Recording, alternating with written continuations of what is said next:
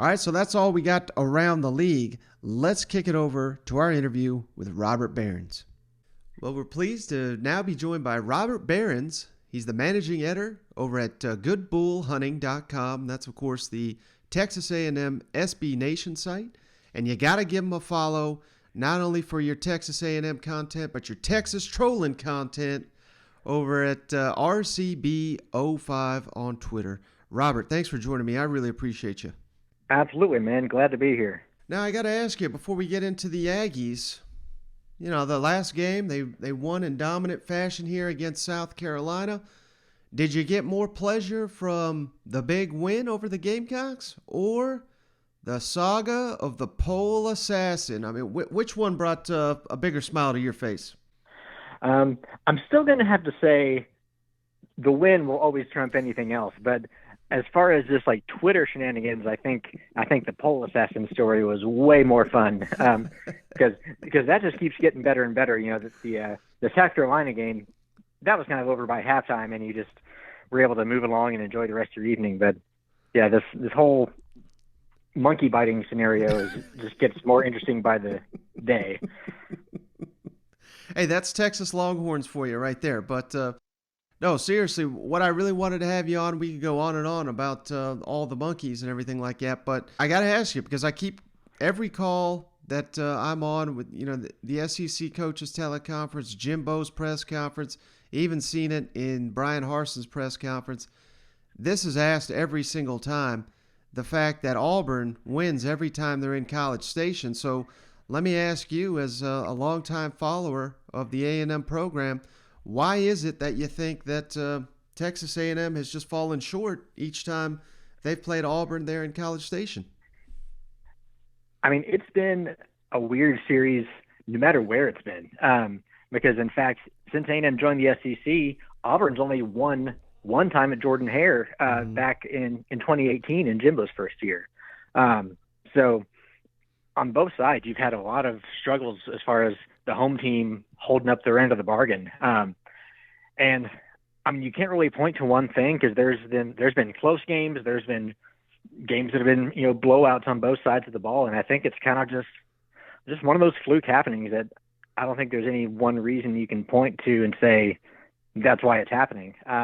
But for A&M in general, I think one of the things that fans have really loved about the Jimbo Fisher era, among many things, is the fact that Jimbo, for the most part, he takes care of business at home. And that was something Kevin Sumlin especially struggled with, especially in the SEC.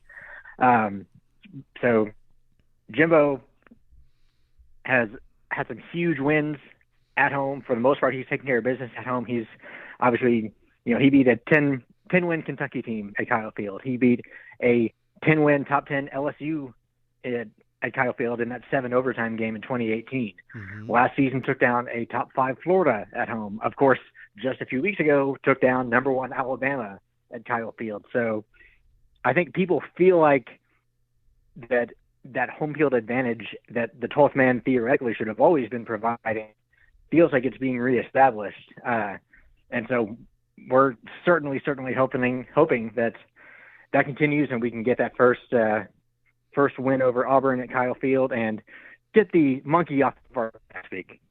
Nice. Now, I see what you did there. But Saturday's game is going to feature a ton of great running backs here. 4 of the SEC's top 10 rushers, in fact, will be playing on Kyle Field here on Saturday. Isaiah Spiller, he's number 3. Tank Bigsby, he's number 5. Devon Achane, number 7.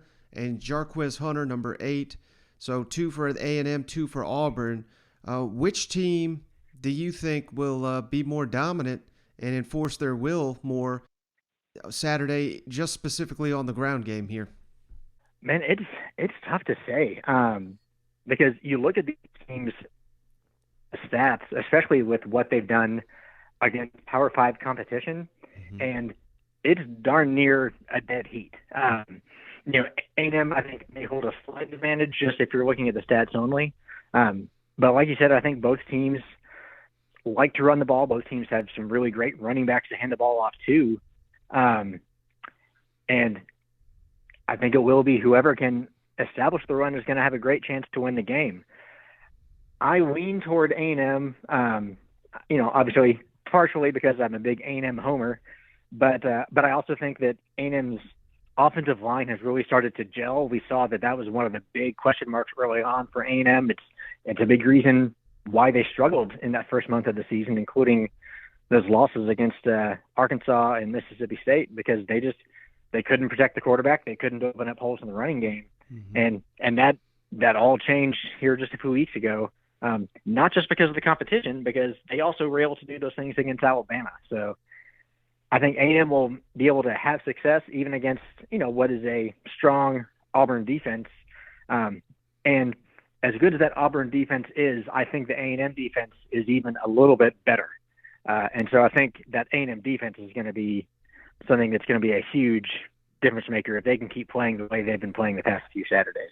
So who do you think has the edge when you're talking about Texas A&M's defense against Bo Nix, who's been heating up, but during his time there at Auburn, he has struggled on the road, and certainly Kyle Field is going to be very hostile to him on Saturday. But who do you give the edge to there?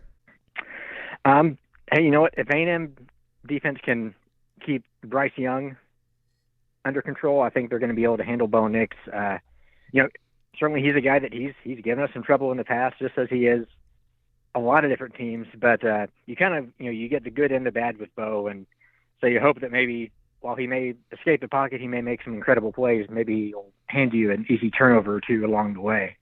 But with the talent that A&M has on that defense, along with what Mike Elko brings to the table as a defensive coordinator, I mean, he doesn't let us down very often, so I think that A&M defense is up for the challenge. Mm-hmm. Now, how far do you think the Aggies can go with Zach Calzada under center? Because, one player, as important as a quarterback position is never going to, he's not the reason you lose games by any means, but, I certainly think you go back to Arkansas. I think a lot of fault with Zach Calzada why A&M lost that game, but then you can flip the script and say there's no chance that A&M beats Alabama if not for Zach Calzada's heroics in that game. So, what's the ceiling with this team with Zach Calzada under center, do you think? I think the ceiling is still high. Calzada's certainly shown to be a little bit inconsistent in his play, and as you alluded to. But I think one of the biggest things for him goes back to what I talked about with that offensive line play. And because in a lot of ways, when he has gotten time, when he's gotten protection in the pocket, he's obviously, just like anybody, played much, much better. But if you look at the stats with him, even more so than just the norm, he's so much better with a clean pocket than he is under pressure. Like the differences in stats is just astronomical.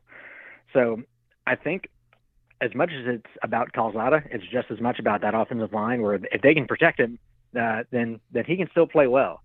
And I think the biggest thing is because A&M is so talented across the board everywhere else, as long as they're getting an average to good performance out of Calzada, I think they can beat everybody left on their regular season schedule if he's playing up to his potential. And do you think he gets enough credit?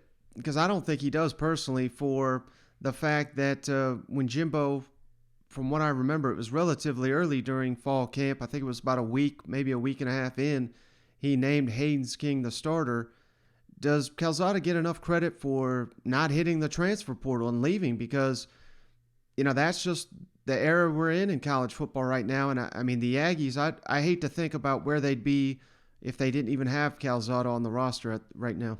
Oh, yeah. Because if Zach wasn't here, A&M would be looking at either starting a true freshman quarterback who spent the entire fall camp at tight end and is still taking snaps at tight end, or a true freshman walk-on.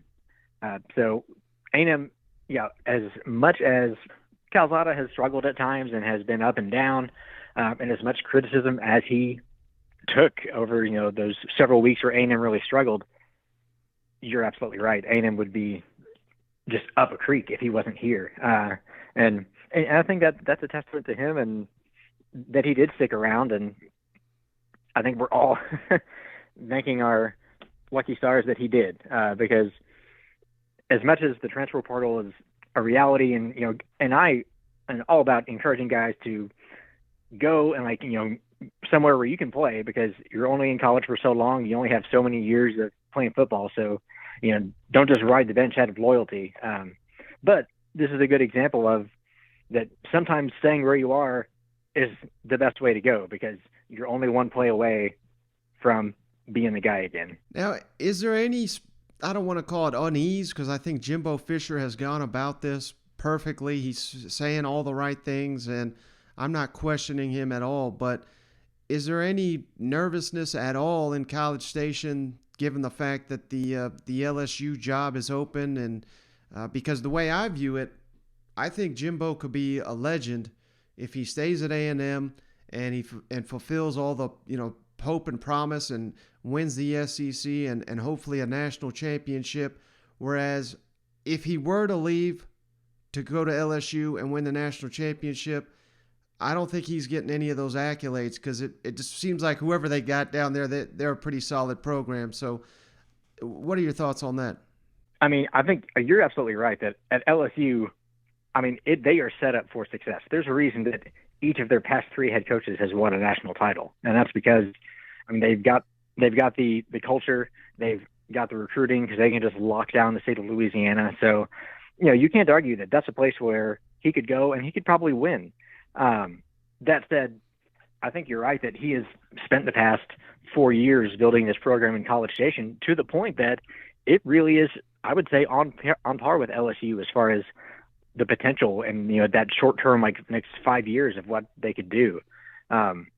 So personally, I'm not worried about it. And another reason that I'm not really worried about it is you go back to Scott Woodward when he was at A&M, and he was the one that brought Jimbo to College Station when he was the athletic director here.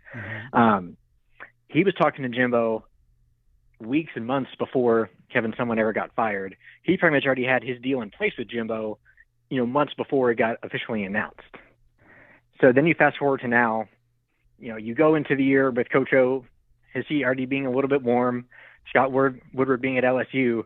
And isn't it just a little bit coincidental that in August, Jimbo seemingly out of nowhere gets a huge raise and a huge contract extension from A&M? Mm-hmm.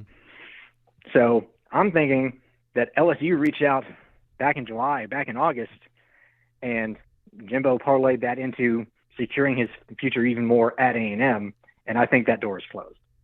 But, that's pure speculation. I don't know any details on that, but it sure does seem like the timing is very convenient. Mm-hmm. Now, how confident are you that Jimbo will deliver on all this promise? Because the way he's recruiting and the way the team has been playing last season especially, and I know they went through a little lull in the middle of this year, but the way they're playing now certainly looks like an SEC championship is in their future and hopefully a college football playoff appearance. What's your confidence level that he'll raise the program to those heights?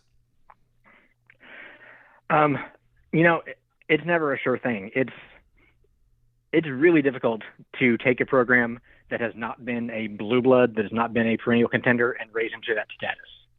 And, because you'd say over the past 20, 30 years, it's maybe only Clemson that's really done it successfully at that level, at that national title level. So it's not easy. And A&M has not been a program that has been that prior to Jimbo's arrival. So the odds may still be against it, but at the same time, you look at, not only just what he's done on the field, but at the recruiting classes.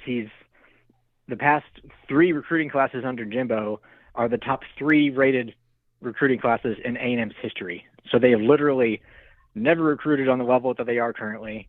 They've really never even had the coaching stability they've had currently, where this is his 4th year, not just under Jimbo, but with both coordinators still returning. So I think he's certainly building. He certainly has A&M on the right trajectory, and that's all you can hope for. You hope that you build things and you do it the right way, and at some point you just need a little bit of luck. And you just hope that you get all the pieces in place, and then you get a couple of breaks along the way, and that's what we're hoping for. All right, last question for you, Robert. I appreciate all the time you've given me here, but Obviously, Texas and Oklahoma coming to the SEC. This may be a little bit more of an off-season type question, but how do you want to see that play out? I know that was a hot topic a couple of months ago, and would you be on board with Texas and Texas A&M playing every season? To me, if we're in the same conference as Texas again, it would be a shame if we weren't playing them every single year. Mm-hmm. Because I was always of the opinion that while I was in favor of A&M leaving the Big 12. I was in favor of A&M, going to the SEC and kind of having their own identity that they wanted to carve out. But I was never against playing Texas. I always wanted that to be a series that got renewed on an annual basis. So while a lot of Aggies may have been against Texas coming to the SEC, not even because of it negatively impacting us necessarily, but just I think everyone, Texas and OU included, viewed the Big 12 as an inferior conference. Mm-hmm. And so, why would you not want to keep your bitter rival in this inferior conference that ultimately hinders their ability to recruit at the highest levels and win at the highest levels? So we would have loved for them to stay, but now that they're coming, absolutely, I think every single Aggie wants them on the schedule every single year. And, and what better time with Jimbo here and the program he's built than to go in and, now not only be able to claim recruiting victories and, just the online bickering that goes on, but actually be able to establish yourself on the field as the superior program in Texas. Mm-hmm. All right, he's Robert Behrens. Got to follow him at RCB05 on the Twitter for some elite Longhorn trolling and some outstanding A&M coverage over at goodbullhunting.com. Robert, I really appreciate you. Thanks for joining the show. Absolutely, man. Gig 'em. All right, just want to say thanks again to Robert for joining the show. I hope everybody appreciated that interview. Give us some insight into the Texas A&M Aggies. And, man, does he have some elite Texas trolling on his feed as well. So if you're an Aggie, you're going to love it. If you're a Texas hater, you're going to love his account. Go follow him on social media, again, at RBC05.